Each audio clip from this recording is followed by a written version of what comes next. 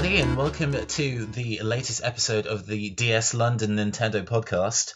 I will be hosting this evening. Your boy Nathan Blades coming at you, and I have three co-admin guests with me today. I have Lucas. Put some codeine in my Easter basket. Hay fever and spring is here. Hello. I have Mairead. Who up? And I have Vaneet. Hello, everybody. Aha, right. We have had quite a few events. The DS London crew has had quite a few meetups recently. So we are just going to get straight in there, like first stage, moment we press start, and kind of talk about the last couple of events we've had. So on Tuesday the 15th of March, I know what day it is and what month it is. Good. We totally all know. Mm-hmm. On the Tuesday 15th of March, we had the DS London charity quiz for special effect. It was also, on Tuesday the 15th, the DS London's 10th birthday. Yay! Woo! Hooray! That means that DS London is nearly a high schooler, guys. Just Yeah. saying. It also means DS London is the longest running Street Bass crew. We've been running before Street Bass was a thing. We OGs up in here, except not me. By Except none of us. Yeah, none of us have been on the crew that long. But like at this moment, Lee and Harrison are like nodding sagely. Yeah. Sitting by the bar with a pint. Mm-hmm. But yeah, we host the charity quiz every year. At this time around, it was like a double celebration. But I wasn't able to attend because I was up in the frozen norths. So I have two questions for you guys. Who won this year? Oh, who cares? Who cares? Who won, such Emmy? the best I team can't of all. remember. I can't remember. The most beautiful, most handsome attendees of all. Ugh. So the winners were Team Beautiful 104, which comprised of myself, Mairead, Oh yeah. Angelo, and All that Ian. DS London Okay. admin collusion going on. Wasn't Two of collusion. them We aren't had nothing to even do with the admins. quiz questions. We always come last. Are you trying to call us corrupt, Yes. Lucas? Because I'll slap you with my glove and challenge you to a duel. Fight So me. you don't seem particularly happy, Lucas. Where did you place? I placed in the background because I was photographing. It just any sniff of Vaneet winning anything just fills. So you didn't even participate, and you're still So much salty. salt. Yeah, just So salty. Vaneet winning. The idea of Vaneet like being The victorious. delicious tears of Lucas. Oh man! But I'm glad that it seemed like it was some proper fierce competition. Yeah, it was super fun. Oh yeah. Oh, I it think was we were so coming heated. we were doing really bad at one point, and then suddenly No. We were like fourth or third Not or to something. spoil any And final then we- results, but the difference between first place and second place was 1 point. So 1 point. Oh.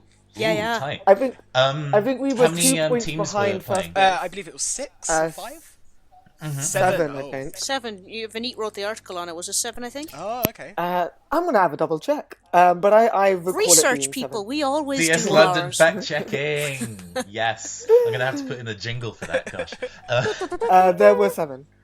I was right. Okay, 7. So you're But- placing in the middle of the pack until you suddenly pull yeah, ahead. I think we were placing either third or second, but whatever it was, we were 2 points behind first place.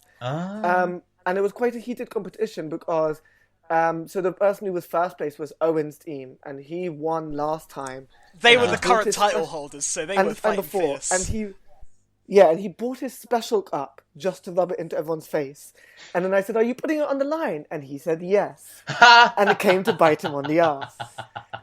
Oh yes. So much so that when he realized his team was losing, he grabbed the special cup and ran out And the ran. bar. Yeah. And he chased him down like I chased him down. like a dog after a fox, Oh my gosh! Wow. nipping at That's his amazing. heels. Yeah, I'm we really obviously sad that I didn't missed keep on his this cup. drama now. Yeah, we obviously didn't keep his cup, but for the photos, we had the cup pass over, and next time Really, he is will that the bring story cup. we're going with? Because it's in my cabinet. You do know that, right? Next time it's sitting on our table, though, regardless of what happens. We shall polish it with his tears. Oh my gosh! So fierce.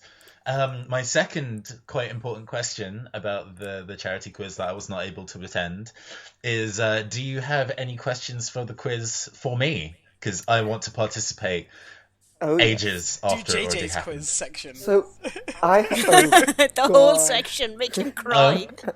What do you mean? Oh, that section was notoriously difficult. I don't think anybody got many questions right. It was worse than our Lee. fellow admin. So JJ's was round 4, and round 4 was JJ's music round, which then got renamed by the end to JJ's really, really, really hard and sadistic music round. Because... And during the round, everybody went on their phones and very quickly unfriended JJ on Facebook. Yeah. So his gimmick for the round was that he chose some really obscure tracks from like old Nintendo games and then did chiptunes remixes of them. Yeah. It was hard. It was not easy. There was a moment where we wrote down Castlevania as our answer, and it was actually Yoshi's New Island or something. And okay, so you spoiled one of those questions for me. We're not giving you those. It's not fair. Oh no, I fully intend to go and have a go at those later, like off air, so you can't hear me curse. But no, that sounds interesting. But yeah, you have questions prepared, so I understand. We do. I have the whole of the quiz right in front of me, and I'm going to ask you the hardest ones, of course. I can give me a selection of 3. I think if I can bet 3 for 3, then I can cement my place as still worthy. I was going to do... I mean, how many do you want? I was going to do, like, a couple from each round? 2 or 3 from each round? I think just go pick... Because, we have a lot to be getting on with. We have some interesting events and chat to have. And remember, the correct answer to everything is Vaneet, get off the podcast. Okay, I will bear that in mind. Once again, shout-outs to Capcom UK for providing us with some prizes for the event. Oh, that was very much enjoyed. Yes, they had lots of Monster Hunter goodies, including posters. I am not very Monster Hunter-y, so I will describe this in very simple terms. Figurines, blind box figurines. They were 2 different waves. I don't know what the monsters are. I'm sorry, I'm not Monster Hunter-y. 2 fluffy bunnies, little plushies, and then the cat sword and shield plushie. Yeah, I got that. I can't remember if there was other things, but I definitely remember the fluffy bunny because he's upstairs in my other room. Yeah, that was it. Okay. Yeah. Shout outs to Capcom UK for helping us out with the prizes. That Price is Right hookup. If you just go and select 3 questions from any of the sections, I don't care. But... Right. So round 1 was, I'm going to ask you one from each of the 3 rounds. Then. Okay. So the first round was Capcom round, and so for Capcom round, this is not a hard question. So and you should definitely get this, and if you don't, get off the podcast. Okay. So in what series would you meet the following characters? There's 3 character names. I'm going to say them one by one and see when you get it. Okay. Ted Tonight. Oh, that would be from Ace Attorney 5. There you go. Sorry. That was it. What are the other 3? That was the other 2? Chillo Quist and Gaspin Bane. Right, from the Phoenix Wright series as a whole. Cool. So round 2 was all about... So because we've been running for 10 years, we may have mentioned that. I don't think we have. We need to mention it again. It was every year, the answers to the questions was a year between 2006 and 2015. And each year was only featured once. Okay. So I'm going to ask you one of them. Which one was really hard? Oh, yes. Oh, here we go. On Live, the failed game streaming service was released in Europe on what year? Ooh, I remember On Live. I'm gonna, do some banter like this is a comedy panel show while I, desperately think. Now, I remember On Live because that was, the point where people thought that you could do streaming games and that would be, fun and effective and not... pulling teeth at all. Yes. When they had a hideous orange and black controller thing. I know it must have been. It was later in that set of 10 years because it was definitely after the likes. He's totally stalling. He's totally looking up on the No. I'm thinking about it. He's googling the answer. I'm not. No. I'm not googling the answer. I can hear clicks. I can hear clicks. That is my terrible mic. There, if you hear clicks. Yeah, mic my goodness. I'm going to go and guess 2011. Ooh, so close. So close. 2010. That means he gets 2 wrong because of that round. Yeah, and with that round, if you put down 2011, then you would have put down 2010 somewhere else, and you would have got 2 answers wrong. Well, I might have been able to work out. I mean, he's technically right because it actually launched in the UK in 2011. So. Well, sorry. The question is released in Europe, and the answer is 2010. There's technically right, and then there's written by Lee right. Yeah. The important thing about quiz writing is that there's only one possible answer, but there we go. We are going to try that third question then. Well, I'm just going to talk about the other 2 rounds that we can't show on here. Round 3 was Terry's tunes. Terry's tunes, rather. And so basically, you might know our mascot, Terry. He was featuring in video game cartoons. So for our listeners that have never heard of Terry before, Terry is a Tetramo. The pieces of Tetris that contain, I think they're the ones that have 5 boxes are Tetramo. There is another name for the other ones, but Terry is the bigger pieces, like L-shaped. Penta if it was 5. So I think that if Tetris it was 4. So maybe he's the 4 piece. He's definitely Terry the Tetramo. It's just a whole bunch of Tetris blocks that join to form the Megazord. Yeah. Voltron. That is Terry. And so for this round, we had video clips with music played, and we had to guess what cartoon he was featuring in. It was quite fun. You know, we had Yokai Watch in there. We had, what was it, Assassin's Creed, I think it was. There's one, no one got that. Right. And did you remember the piece where Terry was in Street Fighter? I totally missed that when I watched Street Fighter. He must have been in the background. Oh, right. Oh, man. We also had an emoji round. This was like the bonus round, so we had like 20 emojis. We had to guess what game it was. This was hilarious. Just like sometimes we were just looking and going, "We don't know what that is. We don't know." Round 4, as we mentioned, was JJ's music round. That was completely awful. But the last round was the Nintendo round, because obviously. Let's see what. Oh, this one was good.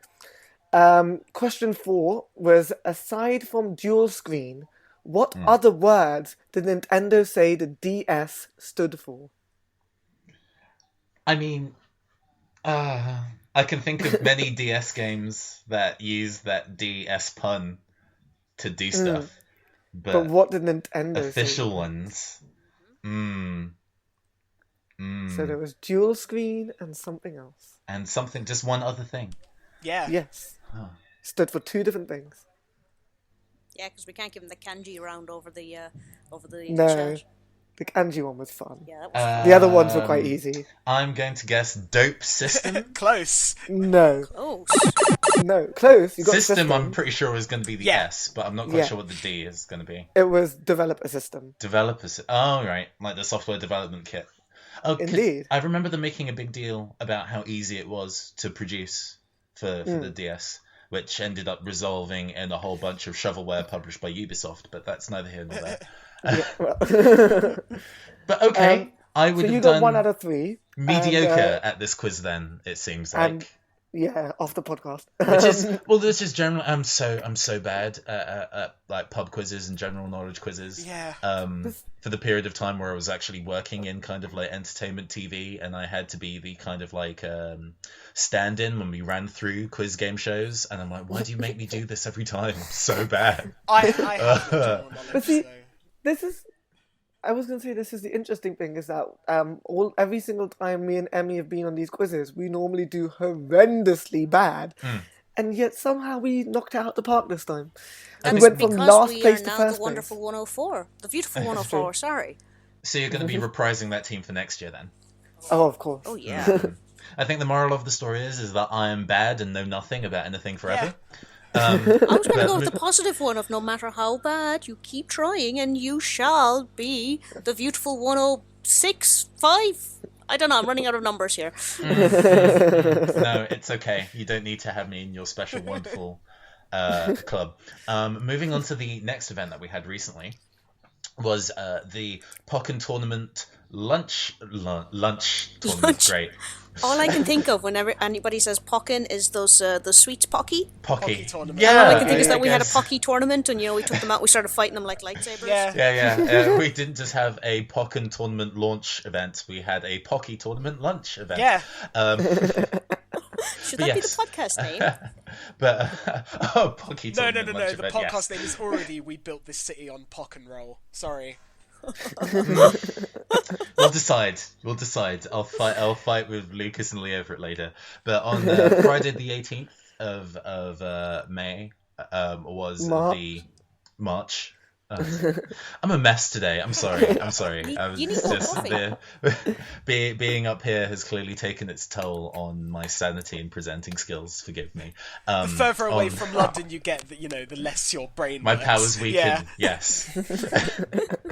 But on Friday the 18th was the release date of Pokkén Tournament, and the Saturday, the day after, we had the day 2, I guess, launch event.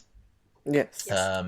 It was kind of everybody was sort of going in blind. A couple of people had kind of like thrown their time into the lab and spent all night playing against other people online who also didn't know what they were doing. So who knows whether that was actually useful. But it was some fierce competition. Single elimination tournament of a good, how many? 10, 12 people that threw their head into the ring? 20 something. Yeah, we had like a that. cap of 32, but we didn't hit it on the day. Yeah, we had some access buys. to the tournament files. Yeah. Yeah, I think it was roughly about 20 people at the end. 20, Nice. 21, 22 people. There was a fair amount It of was a people really there. good turnout. Like, I'm really happy with Yeah. our turnout. I mean, I know We it got a was lot of like people super there. packed. My mind was kind of in learning how to not suck as Gardevoir, so I wasn't necessarily keeping an eye on tournament numbers. Also, maybe it was actually weirdly refreshing to kind of appear to a DS London event and not be in a hosting capacity. Just being That's like, okay. oh, I could All the questions got directed at me. I was the only person who put on the DS London official green top, and all questions were directed at me. Things like, can I play Mario Kart on this? Can I play the Nintendo console in the corner of the room? Why can't I play FIFA on this console?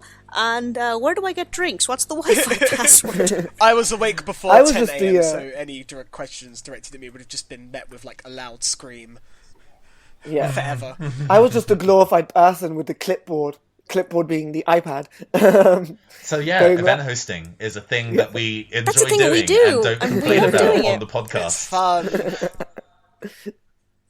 Oh god, I was but just no. like, yeah, I'm an admin. Yeah, of course I am. I'm just, not paying attention. But it was my opportunity to get like properly stuck into it. I placed the pre-order down for the game and the Hori Pokkén controller ages ago, and kind of like sort of forgot about it. And then suddenly it was like being shipped from Nintendo official store, and I'm like, oh yeah, it's like That a was the present thing. from my past self. Great. Yeah. And my past self's wallet. Yeah. But no, it was really fun to have a proper go at it. I don't know whether you guys actually had the chance to have a proper go since you were like hosting. I mean, I own it, and I had a bit of a go when it first came out. Mm-hmm. So I got it a couple of days early. I got it on, one day early. I got it on Thursday. Okay. And I had a bit of a go. Yeah, I had a bit of a go with Charizard and Vaxian, and it's a pretty solid game. It's one of those ones that it looks like it's like deceptively complicated. You think, oh yeah, it's simple button bashing, blah blah blah, but there's actually a lot of strategy involved. Oh, You have it to, has systems. yeah, you have to do the right thing at the right time, otherwise you're just not gonna do well. See, as Essentially. I guess like the fighting game fanatic here, I wish I could like weigh in, but I spent the whole event being like the fabulous photographer Shutterbug, so I didn't get a chance to. But I watched it and it looked really like in depth as far as like mechanics go. I thought you were just busy flirting. Oh, Lucas. yeah, I Yeah, know. he Well, was just totally flirting. I saw him scribble down a couple of phone numbers. He's just like, getting his photographer deets out there. But Yeah. for kind of context on your behalf, Lucas, to kind of so using Street Fighter as kind of like a base of what fighting games are like in terms of to play them new. Yeah. The execution floor for Pokkén is incredibly low. Yeah, I'm sure it's got a very lenient sort of window for linking moves and combos and stuff. It's not even that. I mean, in terms of how to actually execute moves, in the similar way to Smash Brothers, it's just button combinations, Right. face button and the direction, and the move will come Yeah. out. Nothing too obtuse. Yeah, so it's very, very easy to pull off a move. You'll never drop an input. That's cool. Not That's really good. But the flip side of it is that I think this is the aspect that it actually does take from Tekken, because it plays not really much like Tekken at all. It plays a bit more kind of like the Naruto fighting games, where they're kind of arena-based and you kind of move around each other. And then when it moves into the kind of like 2D phase, what they call the dual phase, it's a bit closer to Dead or Alive in that it works as a attack, grab, and counter-attack style weapon triangle. Yeah. Rock, paper, scissors style system, which Dead or Alive does. Not that anybody would know, because who plays Dead or Alive these days? Exactly. But for real though. But that was the interesting thing, because I used to play a lot of Tekken. I played a lot of Tekken 4, but I haven't really played it since. I have played Tekken Tag Tournament 2, but it didn't feel like a Tekken game. It didn't feel like it at all. The theory about the system of using juggles and wall pinning attacks to continue one's combo is a thing that Tekken does quite a lot. But really, the Tekken-y aspect, I think, is the move list size. So Tekken has massive, massive move lists. A lot of those moves are very, very situational and whatever, but if you know all of them, then you will have an answer for any possible circumstance. But memorizing and that's all where of the it, it's kind of like, ugh. Yeah, that's where the kind of like top tier people who play Tekken come in, who have the memory to kind of pull deep, do some crate digging, and pull out the right answer to the right circumstance. And I think as people get to play Pokkén a bit more and get used to some of the characters, that is where the meta will go. Because at the moment, it's mostly just kind of like guessing games on are they going to do a counter attack or are they going to grab, and making people So it's all very kind of rock, play paper, my scissors, mind game. Very, very that. Yeah, as that happens with all games when they come out. Mm-hmm. It's just a guessing game. Oh, this seems to be good, but that's also good. What are they going to do? And again, that's also how competitive Pokemon works. You get to see certain teams, certain layouts, and it's like, oh, are they going to open with Protect? Oh, are they going to do this? What hidden power do they have? Yeah. Etc. Yeah, definitely that. At the moment, people are kind of like struggling with Chandelier. Chandelier has a full range beam attack, so it's not like a fireball where it travels across the screen and you can see it and you have time to block. No, this beam is just there. It's just in your face, removing your health. So people are not entirely sure how to handle that at this moment. But as people kind of work, as it turns out, Chandelier also has no health, and if you get up in Chandelier's face, does not do very good at defending. So, swings and roundabouts. I mostly played Gardevoir, as I said. It was definitely a keep away character. Has a lot of kind of magical girl, Sailor Moon, revolutionary girl, Utena style animation stuff to it. I know that Utena is a deep anime pull. I apologize. I'm sorry. But no, she's totally Gardevoir is your lady. Yeah, no, I don't know. Is it a male or female Gardevoir in this game? Doesn't matter. It's male in my eyes. I don't care. While we were playing in the tournament, I landed the super move that you can do, and while the cutscene was going, I yelled "In the name of the moon," and a bunch of people went nuts. And yeah, I popped off in a fighting game that I'm not actually good at. I am the worst person. If it makes you feel any better, Nathan, the only fighting game I'm actually good at is Beautiful Joe Red Hot Rumble. And that's just through hours of playing, and I can only do like 2 characters to any good standard. But no, that's the thing. I'm not good at any fighting games. I love them all, but I'm garbage at all of them. Yeah, I spent the rest of that evening going to the other loading bar. We held the event at Dalston Kingsland loading, and then I went to Stratford loading with Ian and lost to him at Street Fighter 5 all evening. And now I never want to play that game again. Ever. Moving on. Before we move on to the next bit of Pokemon news, because we have a lot of Pokemon to talk about, just want to give a shout out to Nareem Coleman, who won first place with Blaziken. Yes, let's give him a clap. Yeah. Yes. Some kind of really strong, day 2 play. You can tell that he kind of got the system and was starting to kind of work it. But Blaziken is also I was going to say Ninja Chicken, what's not to like. I was going to say the most interesting thing about the event is that we got a lot of new faces. We had familiar people, but there was a lot of people I was like, I've never seen you before. Which is super delightful. Yeah. I mean, it's great. You're getting... I hope they all come to future events and that they're listening to this podcast and just know that I love all of them, even if I may not see them again for some time. I am appreciative to everybody that comes to any and all of our DS London meets. I mean, without everybody showing up and attending, DS London would not be as old as it is and will not continue. It would just be us doing a podcast to nobody. I just spent most of my time talking to a new person and someone who I think has come before, and we were just talking about Pokemon the whole time. Just like, Pokemon experiences. I think we're going to have a pretty big Pokemon contingent this year, all things considered. Yeah, it's going to be the... we should definitely... it's the 20th anniversary. Of course we're going to... So more Pokemon events may happen in future. Watch this space. Speaking of Pokemon and promotional things... As you guys might know, there's like this large campaign of various legendaries that are being able to be downloaded into Pokemon X, Y, Mega Ruby, and Alpha Sapphire. The Celebi download has just ended. It ended on the 24th, but to replace it until Jirachi download event starts, you can get any of the 3 legendary birds, that is Articuno, Zapdos, and Moltres from Pokemon Red and Blue, from your local, or maybe not so local, Smith's toy store. Yeah, considering that there are about 6 in London, probably not local. Yeah. I mean, I'm kind of happy that it's like a local chain, as it were. I mean, they could just all be in Toys R Us's, I suppose. So I'm just really happy that our Irish fans are actually able to get these, because there's no game in Ireland. So a lot of our Irish fans have not been able to get any of these things without help from people in the UK.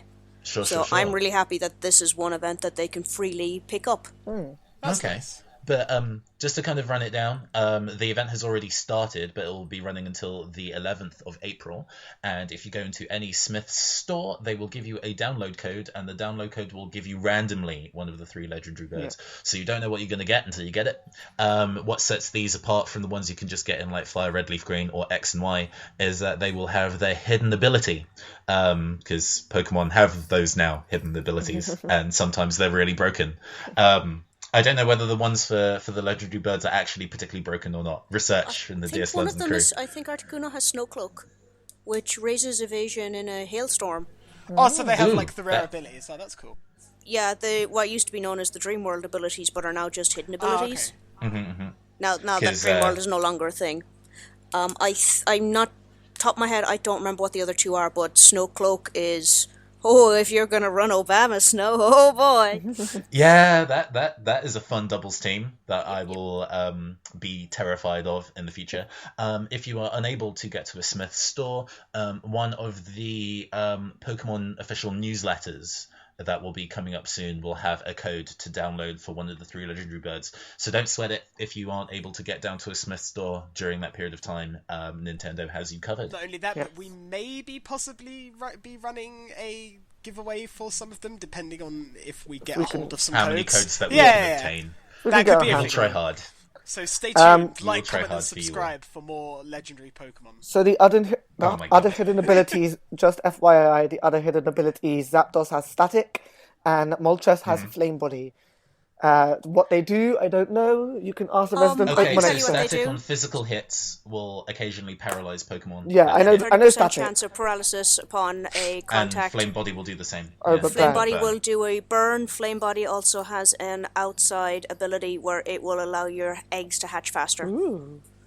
Hi, I used to do Pokemon competitive play. Yeah, I think I kept that one quiet for a long time. That's why I said you can ask. I mean, I only knew Static. I think of the 3 of those, I think Articuno probably has the best hidden ability, but I think I like Zapdos the most as a Pokemon. Yeah, Zapdos is quite useful in competitive play because it can do an awful lot of things. The other 2 are just. I never saw Moltres being used. Articuno is really just a glass cannon, to be perfectly honest. And you should know by now, Nathan's all about form over function. Yeah, I mean, I actually prefer Articuno myself. I just think it's just a more beautiful design. But I know people who love Zapdos. Articuno is a very, very pretty Pokemon, but I also like electric types a hell of a lot. So, see, this is an interesting thing. I love fire Pokemon, but Moltres is ugly. So ugly. Have you seen the shiny It of is it? though. No, but I don't. I have like a shiny grey? of it, and it's bright pink. Oh. My shiny of it is called Blaze in capital letters, so it's God. like, go It Blaze! sounds awful. It Blaze! sounds awful. I love Articuno. Articuno is fabulous. Oh, yeah. Speaking of obtaining legendary Pokemon from Generation 1, that may be a thing that we will be able to do when Pokemon Go releases, whenever the hell that is. Pokemon a Go-Go. We've been kind of like hype about Pokemon Go on the podcast before. Tune into those previous podcasts to save me from waffling on covering old ground.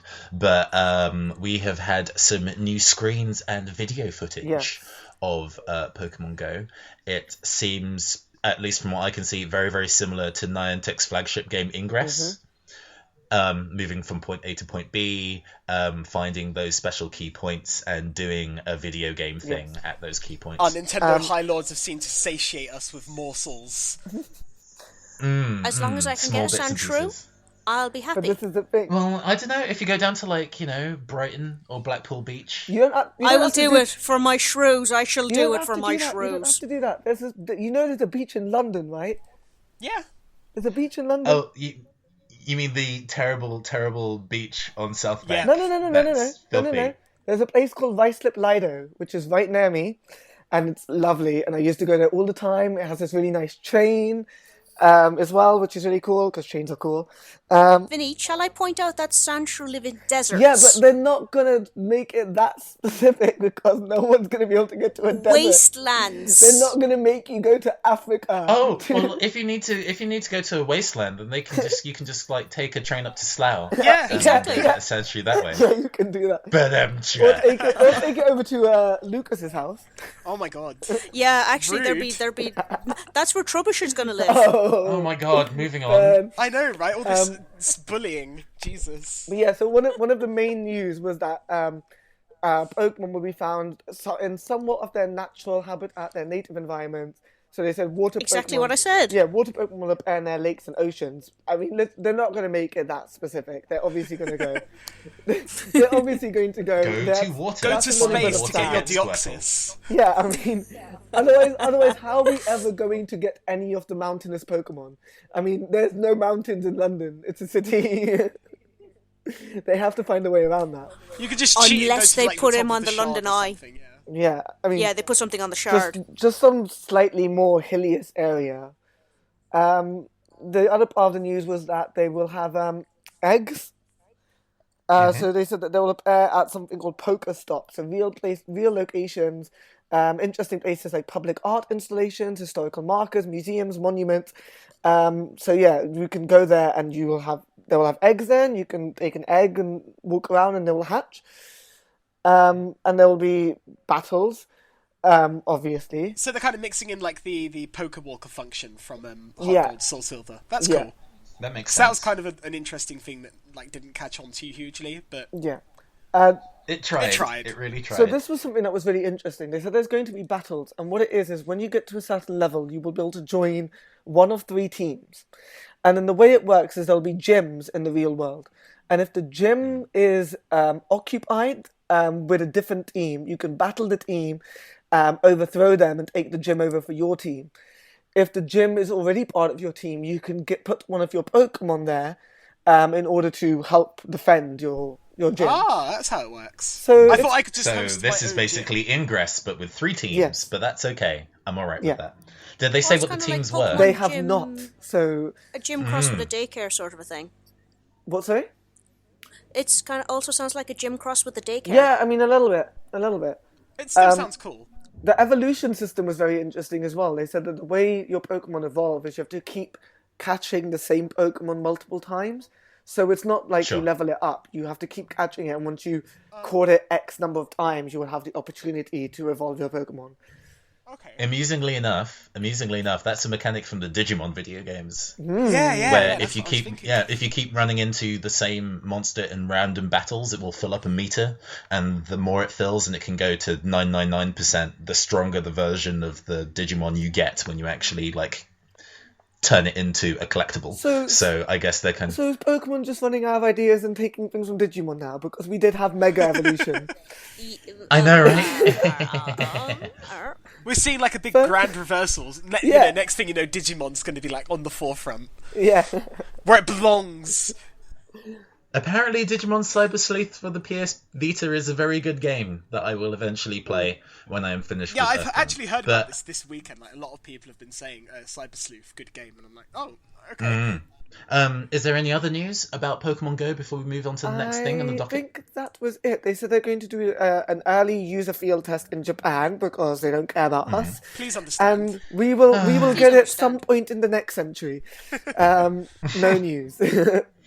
Oh, and for our last bit of major Pokemon news for this podcast, and it was going to kind of be the main discussion thing, but I don't know, we'll try and breeze through it, is on Sunday, I think the 3rd of April, April 3rd. Is going to be a big Sun and Moon, Pokemon Sun and Moon event.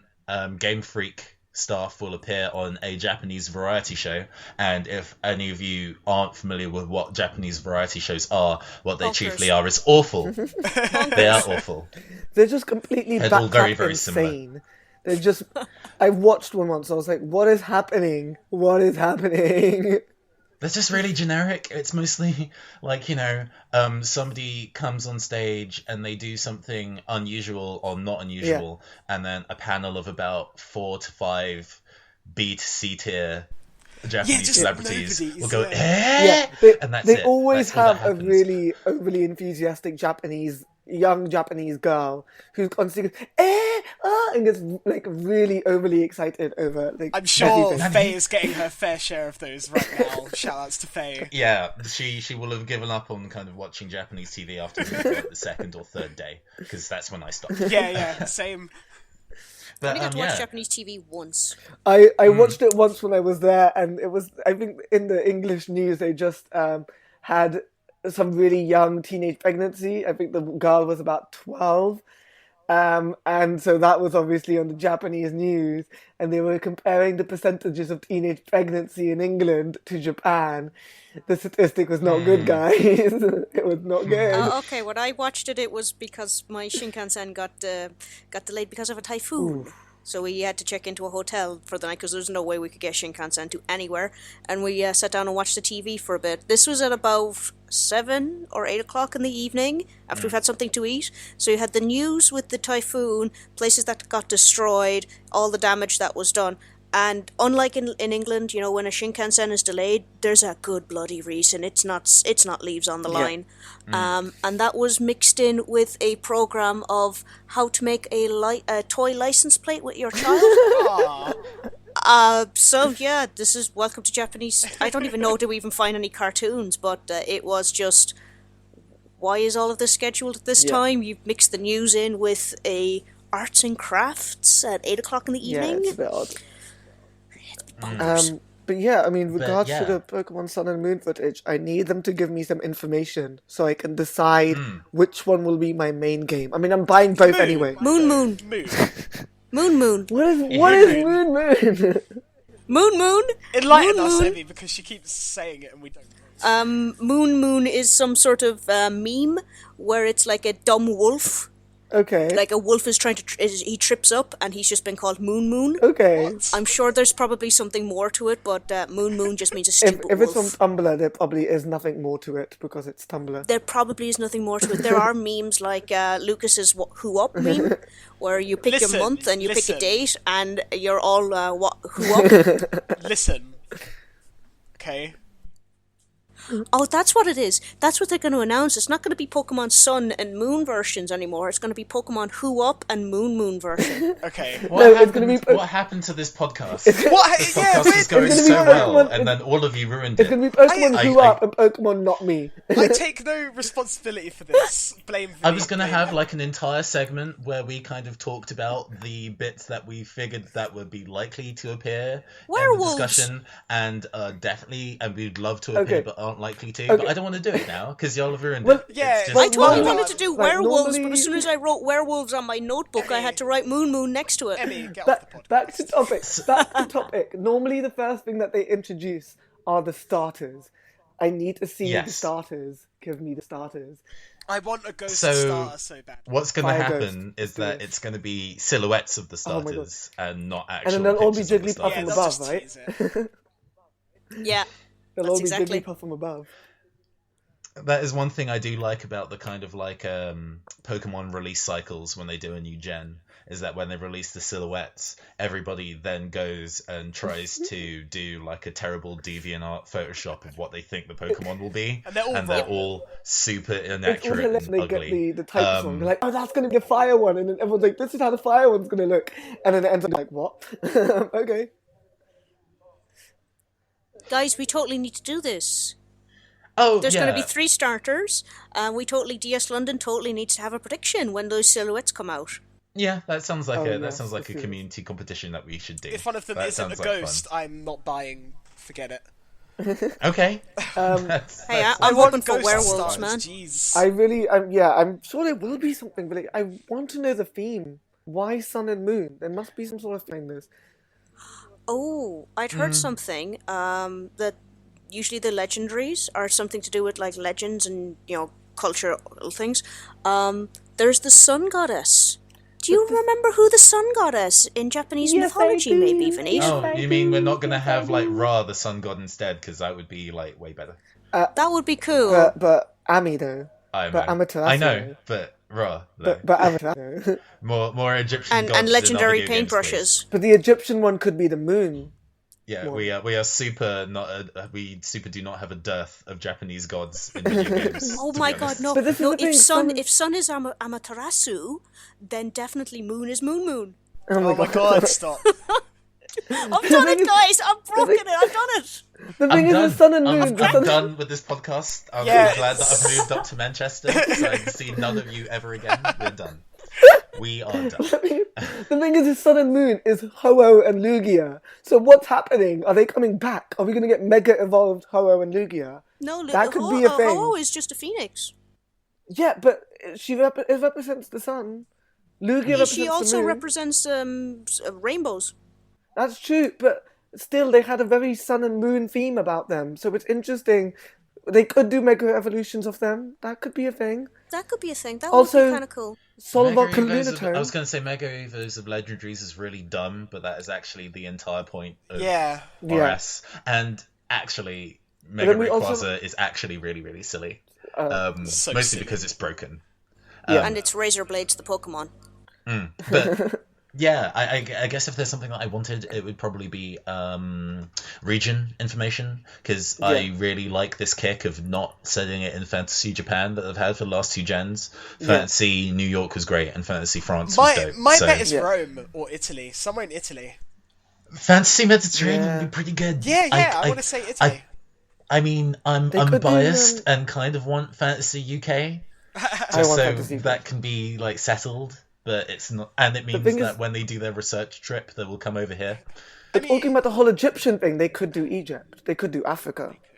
That could Yeah. be a thing. I mean, if we And we extrapolate get what more they said lions. in the Pokemon Sun Moon Direct, where they mentioned going back to somewhere, or that it'd be related to somewhere, Yeah. for me, that kind of sparked off Italy, because Italy shares borders with France, so it might have ties to Carlos in some way.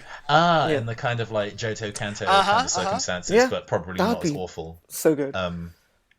I say awful because, the original version that they put no memory space for 2 regions, so Yeah. it felt very stripped down. So But that that's might be just a me. thing. I'm just spitballing, though. No, that sounds good. Any other predictions? I was going to say Solrock and Lunatone will probably get Mega Evolutions, because they're would be literally cool. a sun They and a are moon. the sun and the moon. I really like those 2 Pokemon. I'd like to see And then- Lunatone more as a of Mega those. Evolve. And then Deoxys is sort of related to that, so maybe Deoxys will get a Mega Evolution as well. Deoxys, he's just a space virus. Yeah, but isn't it from the moon? Wasn't the whole No, thing... it's a mutated space virus that came Yeah. to Earth. But wasn't the whole thing in Ruby, Sapphire, Emerald was that they had the moon space exploration thing, and they went up to space, and They then found they that. encountered... Yeah, they found that. Have you So- seen this movie? the and the whole Deoxys moon Rayquaza rocks, movie. or space Oh, rocks. it is literally Space Rock comes down, Rayquaza gets really angry and takes it out on everybody, and then decides to try and take out Deoxys. We need to run all the Pokemon movies one after the other some night. See, that sounds like torture. Yeah, that just sounds horrible. Don't. Just too much Ash. Too much Ash. No, it's great. You could turn it into a drinking game, or whatever you like to do. Every time Ash does something stupid. Every time Ash acts like an incompetent idiot. Ash also thinks he's a Pokemon at times and starts ramming into things. Like wasn't that in the first movie where he was like, "Yeah, I'm gonna go beat up Mewtwo." One? Yeah. I think it's in the second one, the third one, the fourth one, the fifth one. I've lost count, actually. I mean, in the first movie, he thought it would be a really clever idea where no Pokemon could defeat Mewtwo, but he will land a punch. Like, yeah, because he's Ash. not a Pokemon. I mean, he's taking the rule literally. It said no Pokemon can defeat him. Ash is not a Pokemon. It's like, yeah, but you're worse than a Pokemon, Ash. A piece of non-Pokemon news that we have. Thank you. Yes. Because while I love Pokemon, we should probably talk about the other bits and pieces that we have on the docket for this podcast. Yeah, cool. We have some new information about Kirby Robobot. Yeah, cool. So we just give us half an hour of me fangasming. Yeah, cool. Yeah, good. So they talked more about the mechas. They talked about, because the whole idea was chicks dig giant robots. the whole point. So the way it works is they had some gameplay footage, and you will have battles with some of these robots, and then after you've defeated them, you can control their mecha. But the mecha can also scan certain enemies and gain abilities. So it's not just you're traipsing around in a mecha, but you will have Zap mecha and Bomb mecha and all of these different abilities, Gutter mecha. And they had gameplay footage showing off some of these, and it looks just amazing, just fantastic. So I'm super hyped about that. But the greatest part of the new news and the gameplay footage is that not only are they going to have robots invading, but some of the old enemies are going to be... It kind of looks like they're infected with robots, or they've been taken over by robots, because Wispy Woods, the most famous enemy from Kirby, always the first one you face, is not going to be Wispy Woods anymore. It's going to be Clanky Woods. And Clanky, I think it's called. Clanky Woods, and it's basically Wispy Woods but a robot, and it's great. And it looks slightly more difficult than normal Wispy Woods, because Wispy Woods is normally really easy. Vaneet, I know what this is. I know what this is. I just had a revelation. Kirby's world has been roboticized. Yes! Oh my god, and Robotnik is behind it all. Oh god, please. We were so close to having that be like a not terrible thought, but there we go. I'm talking in terms of Sat AM, not in terms of... Mega Man, but no. Yeah. It could be, this could be like Worlds something or other. Worlds Collide, yes. Worlds Collide Part 3. Hey guys, it's Sonic's 20th anniversary, and what are we doing to celebrate? Oh yeah, Sonic Boom 2. We all wanted Sonic Boom 2, didn't we? We all wanted it, lads. We all wanted it. Fire and Ice. Whoop, whoop. It's been delayed. Yeah, again. Every cloud has a silver lining. Maybe, lasso this back to the platformer that I do want to talk about. Yeah.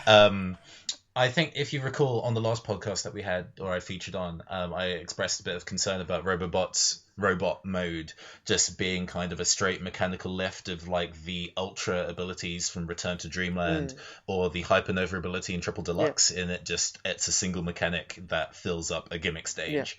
But I like that you can copy different abilities and you don't have to, because then that implies that you can take on the stage more than one way. Which is what the problem with the ultra abilities were, is that it's like you just use this one ability for 5 minutes and then the stage is over. And I can take on these stages with all different types of abilities, or no abilities at all if I so chose, which is nice.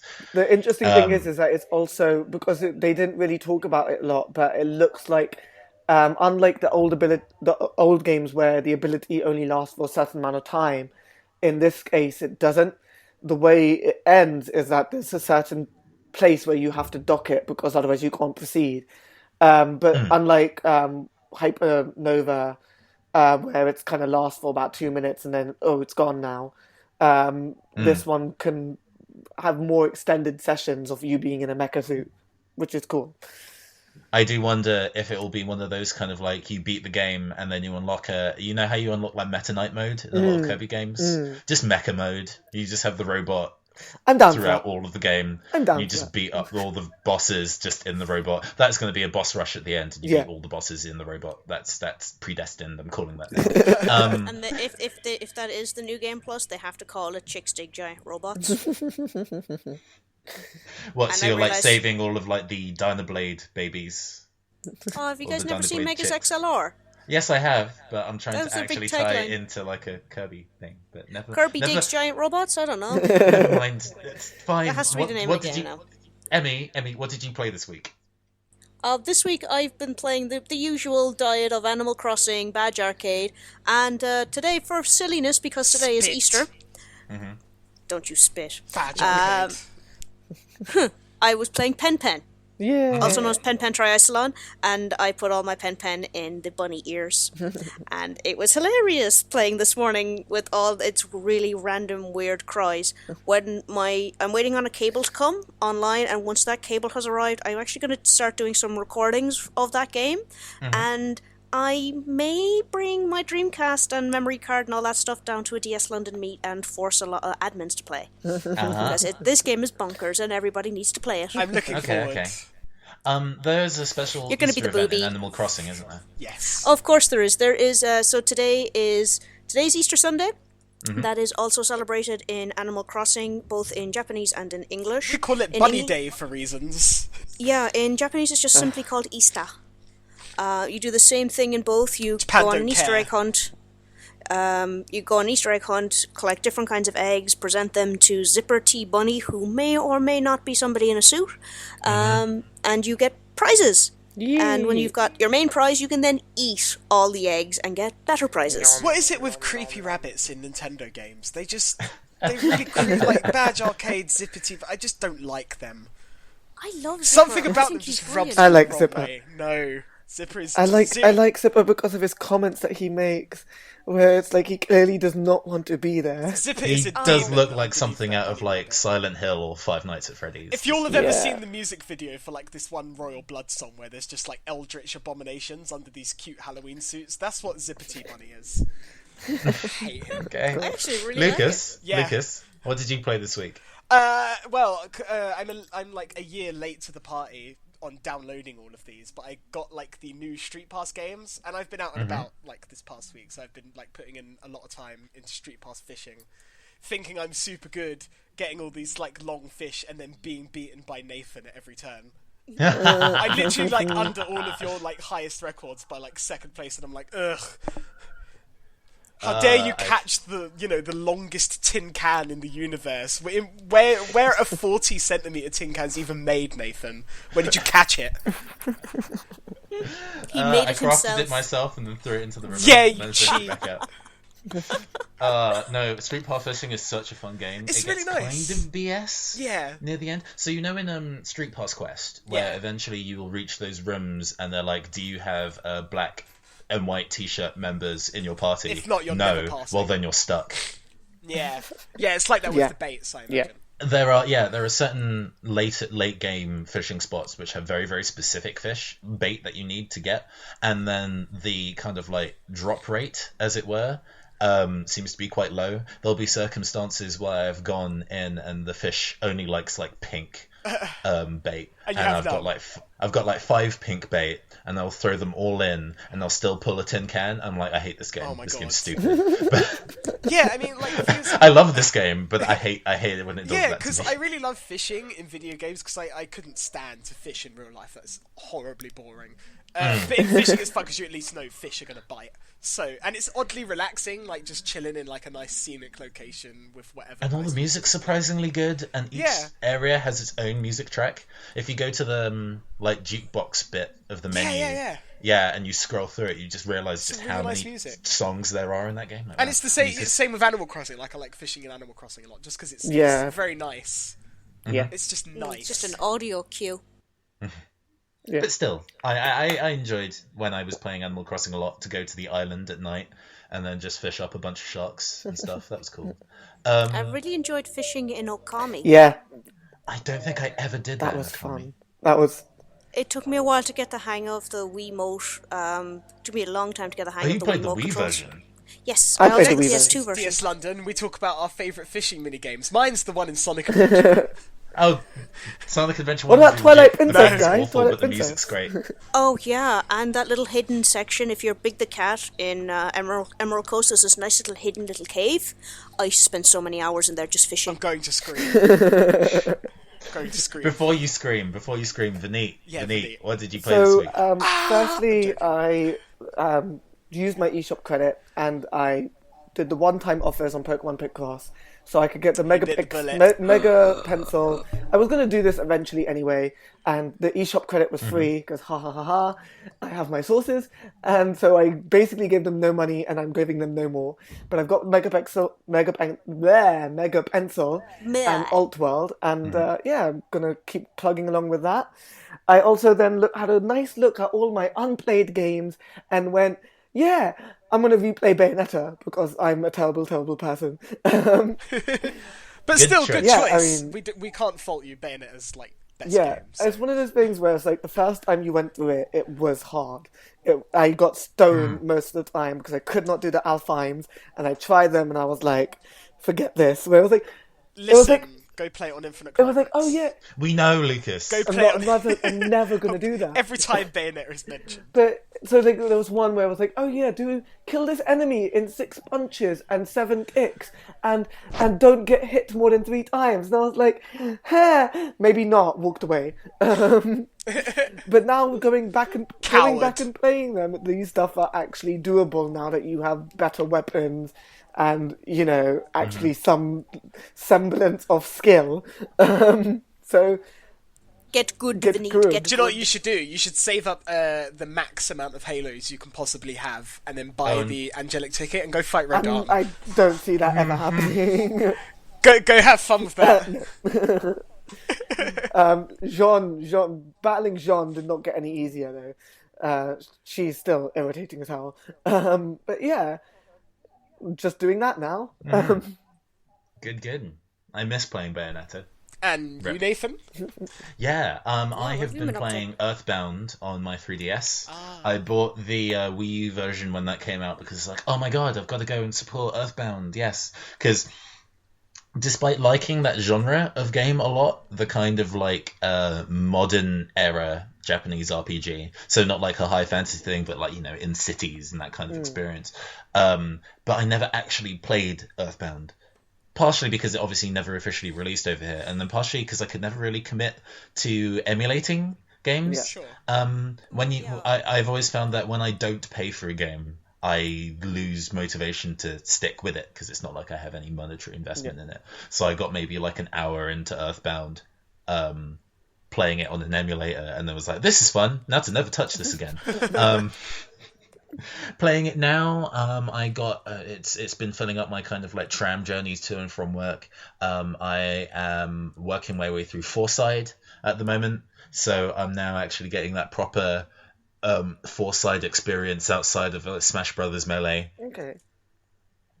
The game it's one of those games where the game starts really, really hard and then gets easier the more you play it. But because I don't really like grinding, it's remained at a relatively challenging level throughout. It's weird. It's like the bosses are all really, really easy. The bosses can usually one-hit KO characters, but if you do the right thing, they will just fall over to you. But the regular enemies are the worst. They will do stuff like poison, which you cannot immediately or very easily cure without great expense, and does what you'd expect poison to do, but at a surprisingly fast rate.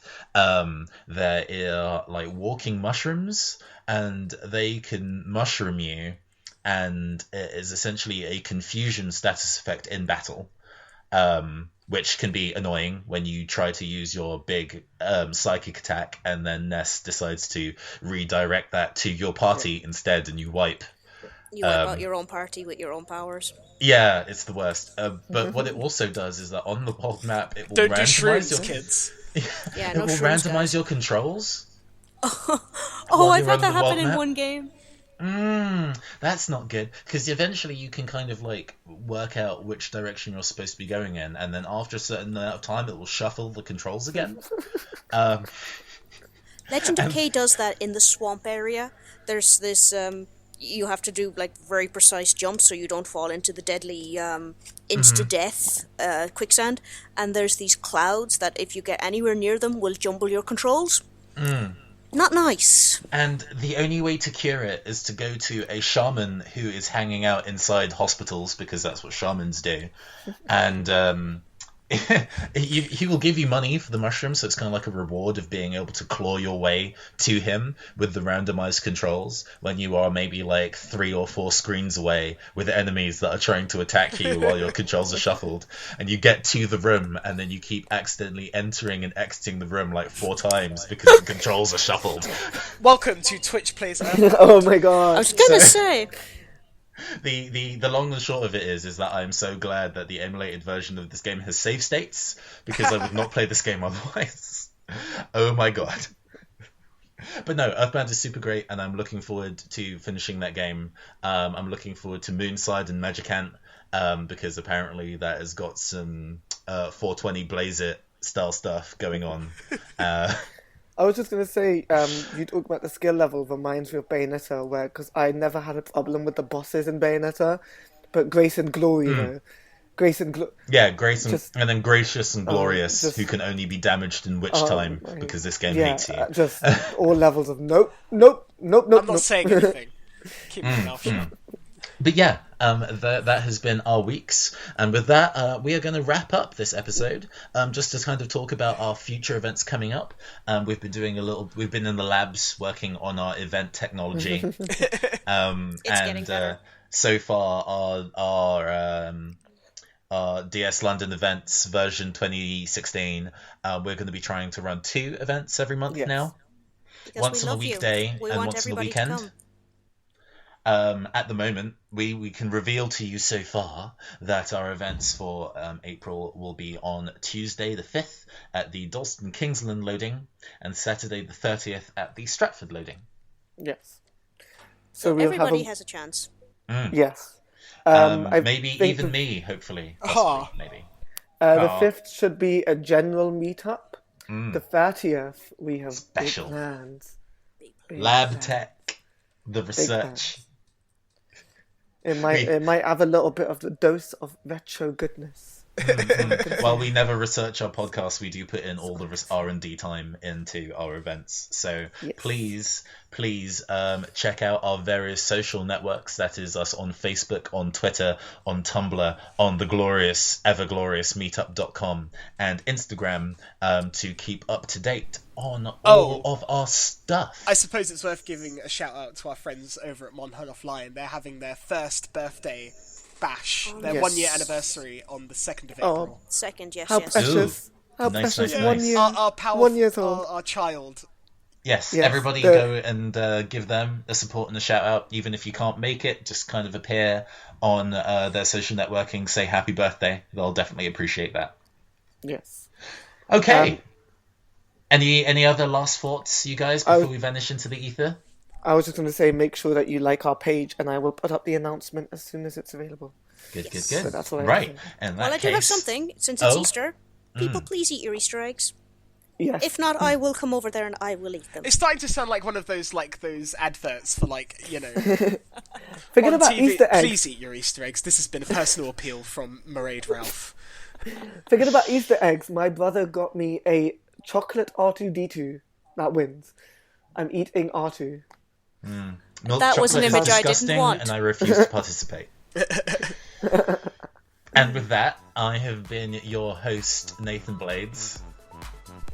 I have been your sickly lick that has raised from the dead to do this podcast, Lucas. I'm going back to the